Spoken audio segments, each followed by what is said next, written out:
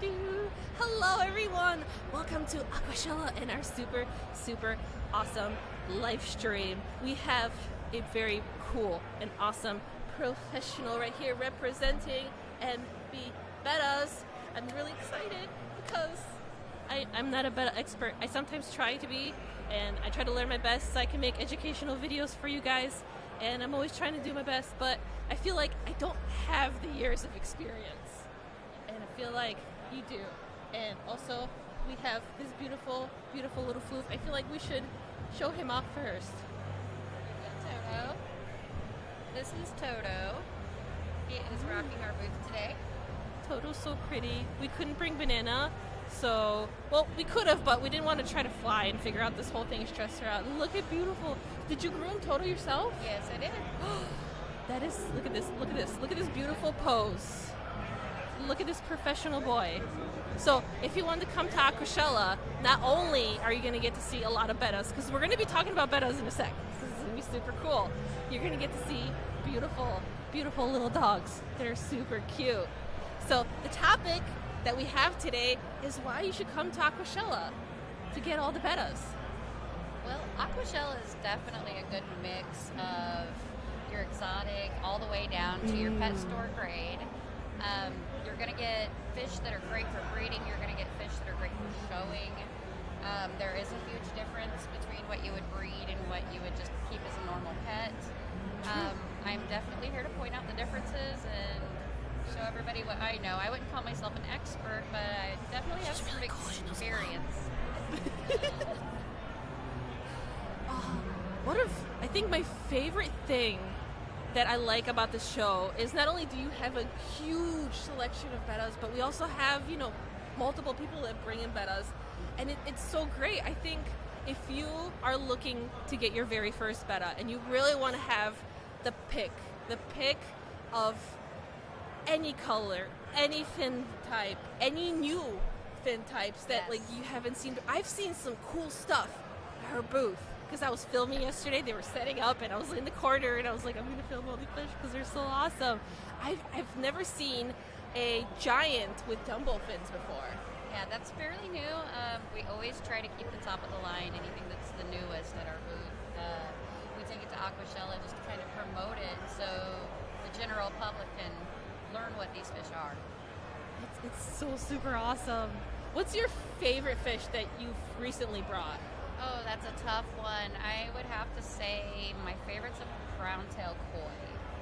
It was a really difficult fish to find 3 years ago. I went through hell trying to get a pair, and now you can find them a little more common, but it's still one of my favorites. That's exciting. That's something you should be looking forward to if you're kind of perusing the booth.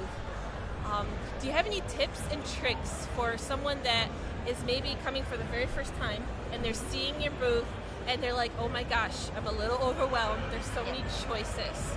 What could be some tips? Some tips, I always say if you're nervous, start off with a younger, like half moon. That's why we do offer the babies. So you're not spending a huge amount of money, and it's actually fun. You can watch them grow their tails, you can watch them grow up and see their little personalities develop. Ooh, that's a cool idea. So what they have at their booth is really awesome. I'll explain for those of you that maybe weren't able to join us, or maybe you'll come to the other shows. They have these cool little tubs. There's 2 of them. And one, I believe, is the female sorority, so it's all females. And then the other one's the baby one, right? Yes. The babies are under 12 weeks of age, so they're not fighting yet. And it is difficult to tell the difference between male and female at this point, but it's just kind of the luck of the draw. They're only $10. Ooh, so that's a really cool thing. Yeah, and you take it home and you'll either end up with a nice eggy female or you'll end up with a really nice tail male. We do source them from our friend who specializes in really nice half moons and over half moons. So you could get a good specimen for $10. That's really cool. So you have all these choices. If you want, you can get, an adult, more rare, more expensive variety, or there's, affordable options for beginners to try out. And the cool thing is with these particular tubs, they have nets and you can fish them out and you can pick your very first one. I was looking at them and there was already I think at least 5 or 10. I was like, I like you. I think you're really cool. And then seeing them from the top down is a really cool perspective that you usually don't get to see Bettas like that. It's like a little Koi fish pond. Well, I deal with a lot of breeders overseas, and one day I was talking to my friend on a video chat, and he was showing me his pond and all these bettas just swimming around, and I knew that I could sit and watch that for hours. It was something that I'd only seen once I started talking with breeders, and it's part of the betta industry that you just don't see here in the United States. So we started importing them like that for basically the kids at Aquashella, because the kids would want a betta and the parents would get sticker shock at a $40 fish that, their kids might not take great care of. So it's a good starter fish, and it's fun. It's an educational thing for the kids too. True. Speaking of the education, I think I was telling everyone about this. I really love that you could really ask so many people questions and learn so much at the show. I've already had the opportunity to speak to a couple people that just, are here for the show, they're visiting, and they're asking questions about, maybe they're thinking about starting a tank, some questions about diseases. It's cool because people can come up to you, and if they have issues with their current betta, or they want to be better prepared, before they purchase their fish, they can ask you questions. You can get supplies here, like you can get the bacteria starters, you can get a tank, you can get hardscapes. Like you can really just come here and put together. Yeah, you've got everything here. If you want exotic pets, you can come here to Aquachella too. So it's definitely an all-around show. I don't know, it's a fish keeper's dream.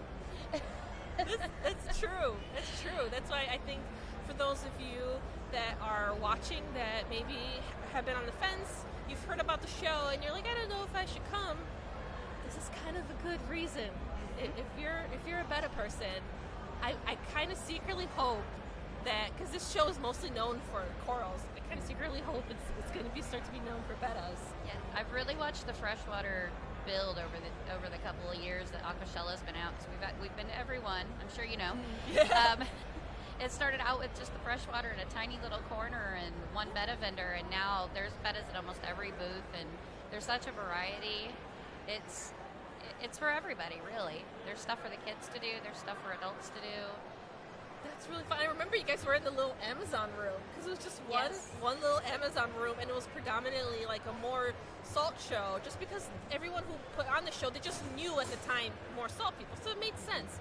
And then over time, I feel like it's become a really balanced show where there is really everything for everybody. And I really do like that they have fun stuff for the kids, because you can bring your family and know that if you're a fish geek, everyone else will be entertained, because it's kind of could be hard when you want to see certain things, but you don't want your kids to be bored and be just waiting around while you're geeking out over like a filter that you've seen. Like, oh, this is really cool. So we have mermaids.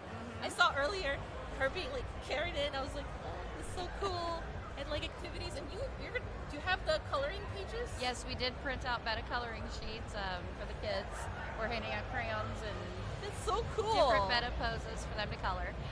So you can come by the MB Betta booth and not only get to peruse all the different bettas, ask all the questions that you want, but also if you have your family, it's going to be like a whole experience where you get to pick out a betta together. You can color and have fun. It's fun for the whole family, and I think that's a really cool thing when you can get everyone involved so you can all enjoy. Are you saying come closer to the mic? We're checking. Actually, it's Cara. If you could turn your mic just a little bit towards there. I apologize. I don't use these very often. It's okay. We're all figuring it out. That's why we have our awesome, really super awesome helpers. Everybody's helping. It's an awesome team effort, and people are also taking pictures. And we also have people in the audience, which is super cool. Yes. To have people watch and kind of hang out. I'm gonna check, see if there's questions, because I'm sorry, guys, I've neglected you a tiny bit. Haven't checked. Oh. They're asking about monitor speakers.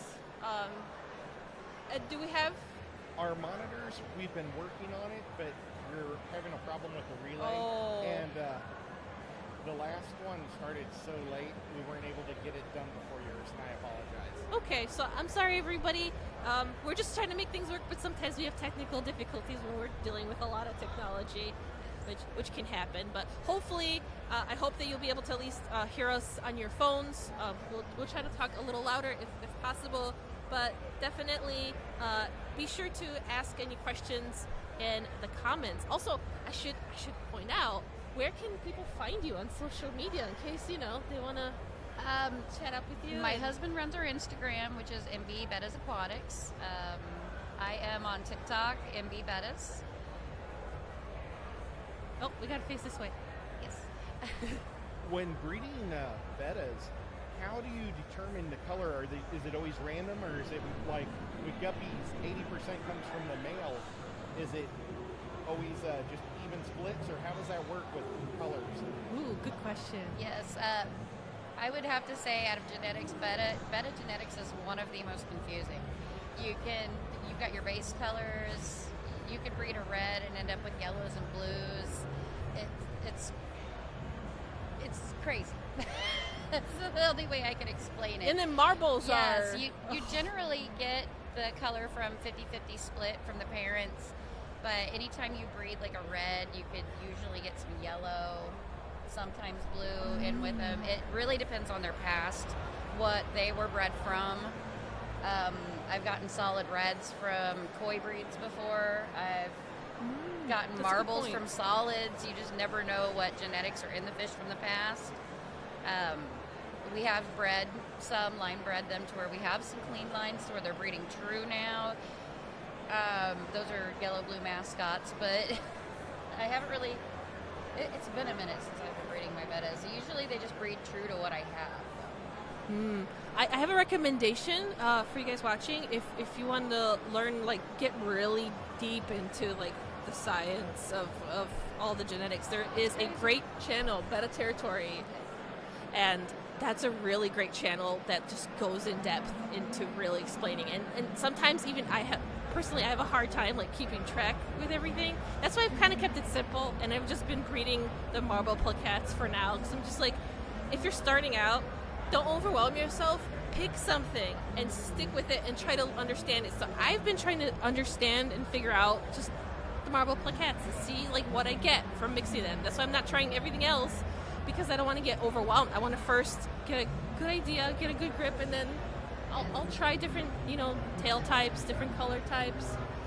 Another thing that pops in my mind is sometimes if you want to be more specific, I know there's some breeders in the IBC that if you contact them, they do keep like pure lines. So you could seek them out if possible. But usually if you're working from like a fish store, Betta, which is what I started, I got a Petco fish. So at that point, it was just, I don't know, I had 2 marbles, so I knew they were going to marble, and they were plaquettes, so it was like a mystery for me to figure out. And then I started to slowly try to work with my line, and even with a couple generations that I've done, I feel like I'm still just scratching the surface of how much there's to learn and to figure out. So it's definitely a little more tricky. I feel like guppies are nice because guppy comparison, it's just easier now. But I think, is it because of marbles nowadays that kind of threw the loop into everything? I do believe so. Marbles became really popular there for a while, and people would come for these calico-looking fish, but the thing about marbles is they could change. They might change, they might not change. I just believe they became so popular that their breeding got mixed in with everything else. You tend to see trends overseas with these bettas. They'll breed something, they'll notice it's selling, and then everybody across seas will start breeding it. But then some of the older ones will get phased out. And then when you want to go for the classics again, they have to bring them back, but everything's already bred to a marble, or you'll see the features from other fish in it. We're really picky about our breeders that we import from because of this. We want some predictability in our fish. That's really good. Yeah. Marbles, though, we always warn people it might not stay the same. Your fish might look different in a month. It could stay the same, but it's really nice that you let fish. people know. Yes, because then some people might, especially like at pet stores, they don't warn people, so they'll get a fish and then they'll get upset. They'll be like, "What happened?" Or I've had people reach out to me, very worried, thinking that their fish is sick because it lost the pigment and it just became cellophane, which it makes a lot of sense because when we talk about fish diseases, one thing is we warn, like, is your fish getting pale? And losing pigment can sometimes look similar, especially if you're starting out. it looks really similar. Or you can be upset because you can find a fish that you really like the pattern, and then it can become like a black fish. Mm-hmm.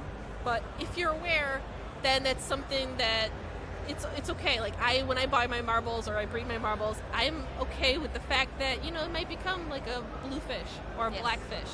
And I have some theories that like it could be a little bit predictable, because I noticed that there's that like black spread. If you see more of that, it seems like they'll spread more on them. Like you could. It's hard for me to explain, but I've picked out fish that I was like, I have a feeling they might maintain their pattern and longer, and they kind of have, but I don't have explanation to why. None of them truly stayed the same. They all change. But I'm trying to figure out which ones change faster. I don't know if it's just luck. It could be luck too. Yeah, I know I've had some that have never changed, but my very first marble, and this is what made me learn about them, was white with just a couple blue freckles, and within 3 months he was solid blue with a white face. I contacted the breeder, and the breeder goes, "Oh, that's the marble gene." And I had to learn from there. It's definitely been a learning experience, but I've been keeping and breeding Betta since I was 12, so I won't disclose my age. It's been a long time. So yeah, That's such a cool thing, because I remember I've on many occasions I've popped by your booth and I just asked you so many questions. it's okay. I think it's cool to be able to do that. Like these shows like bring people together. Yes, for real, they definitely do. We've met some great people here at Aquachella, people that we consider good friends now, ever since the first one, and we don't plan on missing any of them because we'd miss you guys. Oh, that's true. So I really think that's why like this show is not only a really cool place to visit, but it's really the best place to really get your Betta. Like I've actually on my t-shirt, you won't see it because it's below, but my Betta, the tiger, I call him the tiger koi because it kind of looks like it's the tiger stripes. That's where I got the Betta from. So he's my favorite special boy. I have him in a nice 20 tall community tank, and I do apologize if there's any noise if you're picking up on the announcements. That's something we can't control. We're trying our very best every year to improve the live streams and improve the audio quality, but unfortunately, we're figuring that. We're trying to get better every year, but we're doing our very best and having a lot of fun. And I hope that as you're watching and listening and hanging out with us, whether you're here or you're at your home, that you'll be able to, pick up some cool tips and tricks about Bettas and just enjoy your time. So I'm trying to think, what could be some other cool questions that I might have about Bettas, because I feel like this is my moment. I have a question. When somebody goes to your booth to buy one of your Bettas, they say, "What do I do? How do I take it home?" Maybe never had one before. How do they transfer it? Do they have to worry about it getting cold in their car? Do you give travel tips? Absolutely. We actually travel to all the Aquachellas with the fish in our car. So the fish are one of the more sturdy fish to travel with.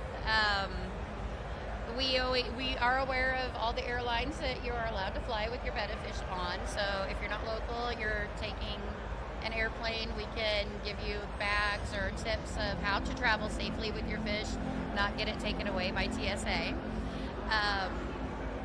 We can also bag your fish specifically for if you have a longer trip. We can give you more water, more air, double bags. You could even take a cup. So we will make sure that your fish makes it home. We guarantee it. Thank you. That's really awesome, because it is really stressful. I remember I was traveling with Jason from Primetime Aquatics, and I had blue ocellatus, and I had them in a container, and it was really cold. We had to keep the car running if we ever left the car because we were freaking out. But with Bettas, I feel like there is a little bit more room. You do have to be careful, because if you're driving up, like assuming to Chicago, it's going to get cold. Run that so heat. Styrofoam containers are cool. Lunch boxes, like the insulated lunch boxes, sometimes that they have for kids, as long as it's insulated.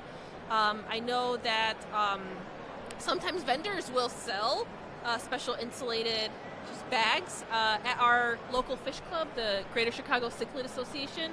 We actually, at our swaps, we have GCCA insulated bags that we sell at the beginning, at the entrance, because some of our swaps are in the winter, and we know that there will be beginners that will, come and pick up fish, and it's just something that, like, if you don't know because you're new.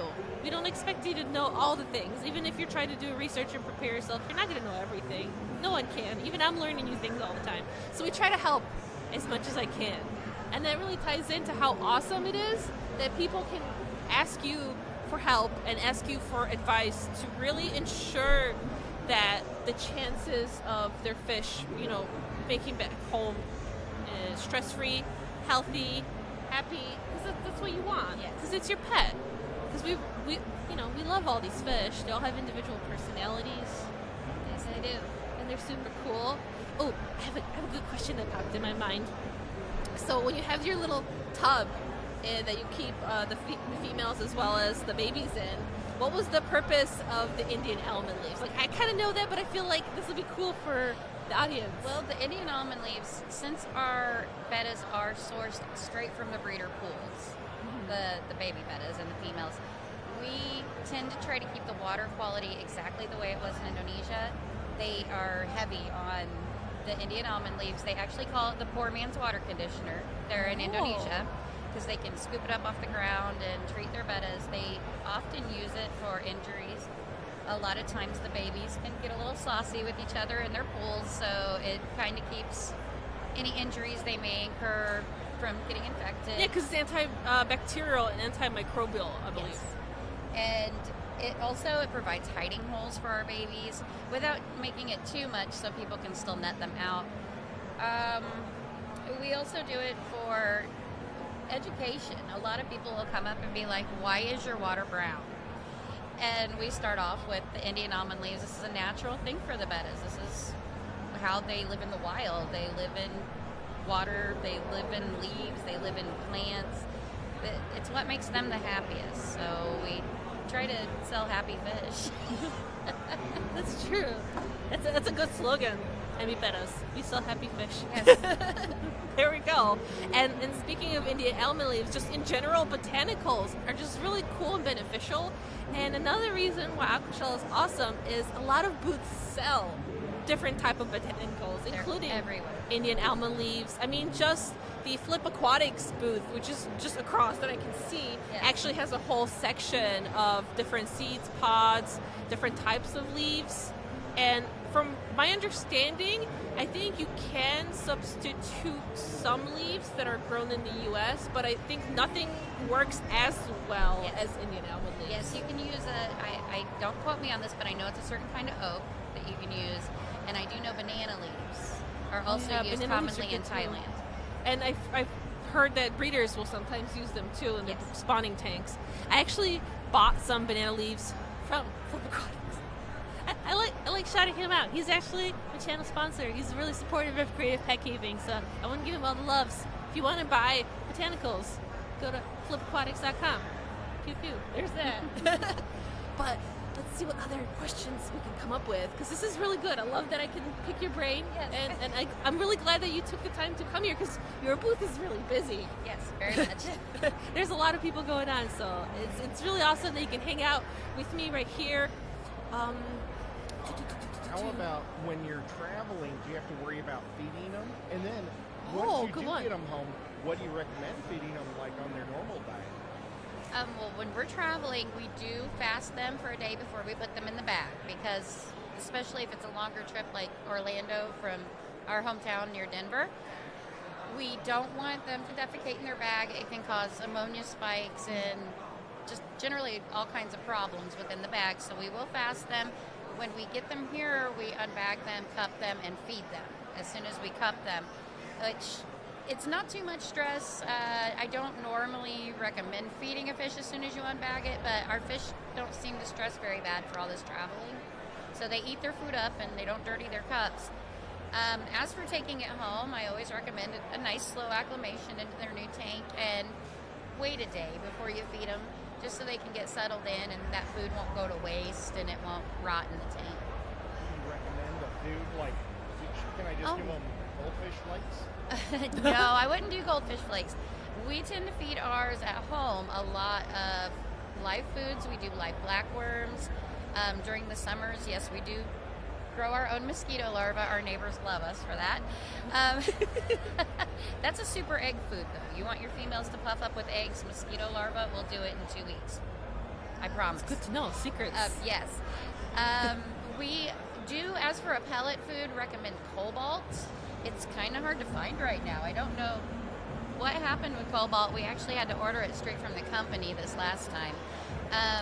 But if you're just going to a store, Hikari, BioGold, just any kind of good rounded high protein pellet is what I would recommend for the bettas. Those are really good tips. Also, you have to keep in mind that fish in general can go a certain time without eating. They can be fasted. Their metabolisms and the way their body works is a lot different than, humans, obviously. So even for myself, since I'm here and my fish room is just kind of chilling, I have a friend that's looking after the fish. She's actually not feeding my fish for the entire week until I come back, and that is a very safe way to ensure that nothing kind of goes wrong, because it's very easy to overfeed. And I totally trust my friend. If I told her the right amount, I know she would follow directions and she would do it. But without feeding, you don't have to worry about water changes. You don't have to worry about a fish consuming too much and bloating. It becomes stress-free, and it's okay for the fish, especially if you feed them pretty well beforehand. And as long as you're not doing it super often, that's something that they're totally fine with. Because even when they travel, they're not going to be eating for a while. And it's what we have to do to ensure that there's no ammonia. We have to protect the fish from getting ammonia burn. You don't want their gills to get burned from it. So it's a safety thing. Also, I love that we have Mr. Shark here, just randomly saying we went to IKEA, one of the first Aquachellas, and Rob from Flip Aquatics was like, what important things do we need for the fish tube booth? And I walk up with the shark, and he looks at me like, okay, like I'm the kid, and he's like, Dad's like, okay, I will purchase you the shark. So this is Gary, the shark, that has always been in all of the Aquachellas. But I feel like your pupper is so much cuter. He's so cute. He's being a wonderful little boy. This is his first Aquachella. Really? I know I'm not close enough to the mic. I apologize. This is his first Aquachella. We had our other dog Bourbon with us in Texas at the last Aquachella, and everything went over really well with him. So we thought we'd bring the other one and get the dogs a little more festive for the show. Yeah. So if I'll try to take some pictures and videos later on, so maybe I could share it on my channel or anywhere else. But the other one has a legit Betta on his fur. Going down She groomed a Betta on his. That would be the thigh, right? Yeah, it would be down his leg, his thigh right here. That is so cool. I remember Ben sent me the picture, and I was like, whoa. Because already I saw the other colors, and I was like, this is pretty cool. And then I was like, whoa, this is next level. Yeah, well, I always was into fish. Ever since childhood. Fish was my passion. It was my favorite animal. But I did fall into the Lapidog grooming years ago, and I've been a dog groomer for 24 years. But That's now cool. I'm retiring from the dog grooming world, so my dogs are more just hobby grooms. And we're getting more into the fish, which was my dream. So it's... That would be really cool, because I feel like we have a lot of cool importers, but we don't have a lot of people that are like really getting into breeding or just being more solidified businesses that provide. Like, it's starting to happen nowadays, but I love that at the beginning all you could really choose from was like PetSmart and Petco to get your fish, and maybe some small mom and pop shops had some fish. But I love now that you have dedicated people that you can go to that specialize. Because anytime I feel like you have someone specializing in something, there is just, you perfect being the expert and ensuring that you innovate and do better and better things. Because even your booth, I've seen over the years just evolve and get better. And there's a lot of things you have to think about to make sure that the fish are comfortable. Like, I love that your tubs not only have the Indian almond leaves, but they also have the sponge filters in there. So they are filtered tubs, and they also have a heater. So they're heated, filtered, because you have to make sure, when you go to these cool shows, that you provide all the basic needs that the fish need so they're comfortable. in the environment. Yes, the fish, we don't want to shock them, the ones in the tubs. We could cup them in theory, but I prefer the more natural look and bringing them and just putting them in a tub like they were at their home. Aquachella has just kind of been a growing experience for us. We started getting feel for the show the first couple of times, seeing more of the demographics of people coming in. We brought the baby tubs for the kids because we noticed a lot of kids at Aquashella. But it ended up being a pretty big hit with the adults as well. So that's why we added the sorority tub, because people were trying to look between their fins to see exactly what was in that baby tub. And I know people were digging out females, so we decided to just throw in the sorority tub this time for the adults that want their females. And it's been a learning experience for us as well. Our business has grown as Aquachella's grown, and we're forever grateful for that. That's really cool. It's really exciting to see it, and I also try to check the chat. That's my one problem, is even if I live stream on my own channel, I'm so bad at checking the chat.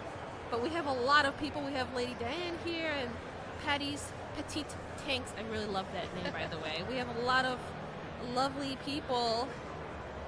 I'm scrolling through. Everyone's kind of chit-chatting.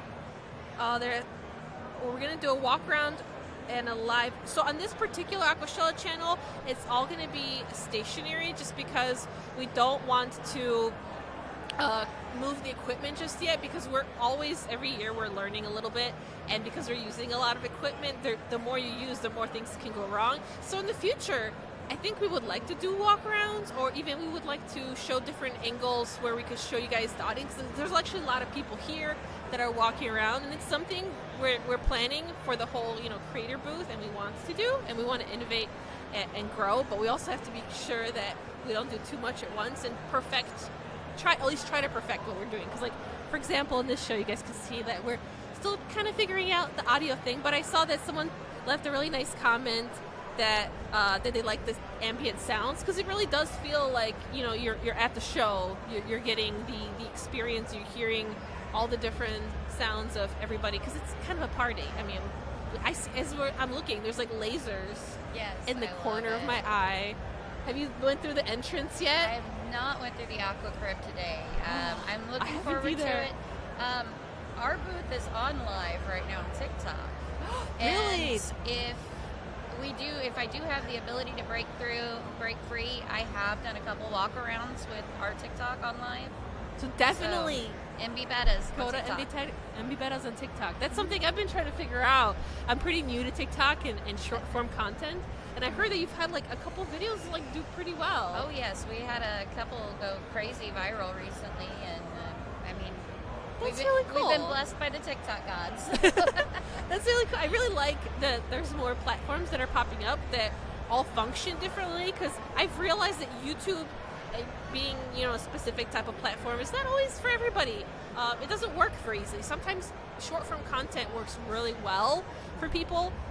Surprisingly, that's something I struggle with. I can't seem to figure it out. But see, this is my awkward space, so I do better with the short-form content. So we all have our little things that we get good at. But I think that's what's really cool about these gatherings, where we all get together and share, because everyone has different strengths, and we can come together and share information and encourage each other and get everyone really excited. Because even just talking to you on this live channel, I'm really excited about this. I'm like, this is a really cool opportunity. It's actually our first time trying out to bring some of the Aquachella vendors, so that you guys, because you guys can watch my channel all the time. I hope so. I really would appreciate if you did, but you don't always get to chat with the experts. So I feel like this is a really cool thing. Definitely let me know in the comments below, especially if you're also rewatching this video, if you would like to see us bring in more vendors, so that we can let them show off maybe some of their products, or they can tell you some behind the scenes stuff like you were hearing, or even you having the ability to ask them the questions. That could be a thing. And because we're all running the Fish Tube booth together, we're always looking for feedback, so that we can be better every year and try to improve. So we really do appreciate your feedback even letting us know that you had a hard time hearing us at the beginning. Like we don't know. Sorry. We're trying our very best, but we really do appreciate it because we're trying our hardest to figure it out, and it's kind of a new thing. I think this is the second year that we have the live streams that we're doing like this way, so it's kind of growing. Like I didn't know that we have this many cameras this time. We only had one the first time. Oh, wow. But now you have this experience, and then you're like, kind of feels like you're on a podcast. Yeah. So you never know. Maybe you can be like, this is cool. I like this. I'll start a podcast or something super, super awesome.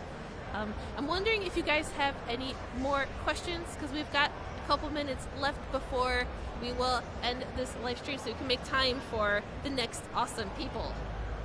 I've got another question, and this is to both of you. Ooh. What is your favorite plant to go with a Betta? Like, is there any plants that they just really enjoy, and maybe even one that they don't?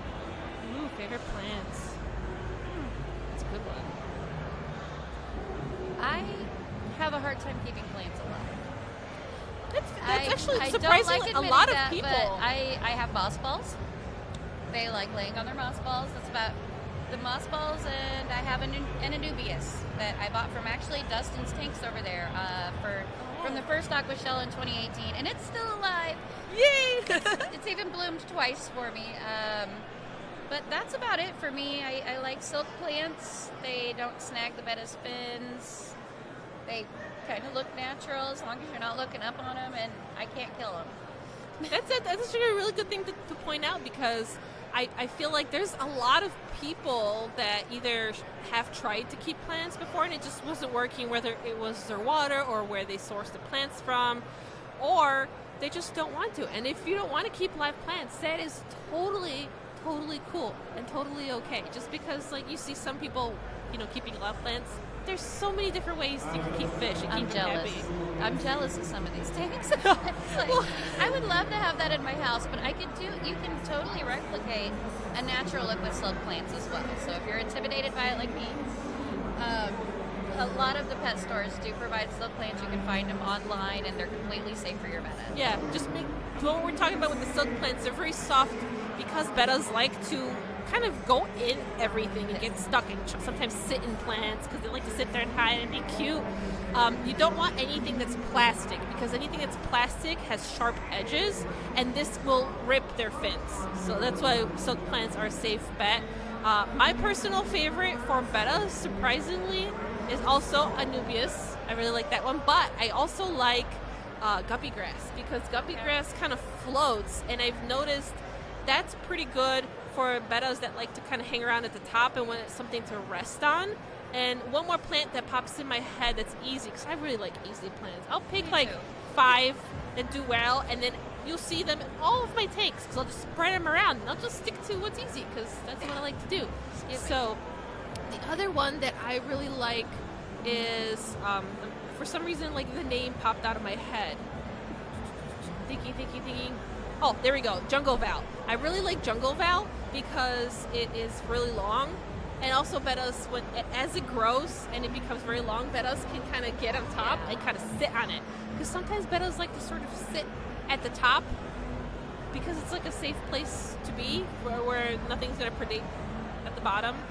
So that's what they like to do sometimes, and they also like to hide under it too. I noticed Bettas like to have something to go under to feel safe, which is why the Indian almond leaves were really nice, because I saw a lot of them would just go under, and then it would like peek and be like hello, and then it would hide under again, because it's like a nice safe thing. And that's probably why they also bubble nest, because under things, because it protects from the top and they protect from the bottom, and it keeps the moisture in the bubble nest so it doesn't dry out while they're tending to their eggs.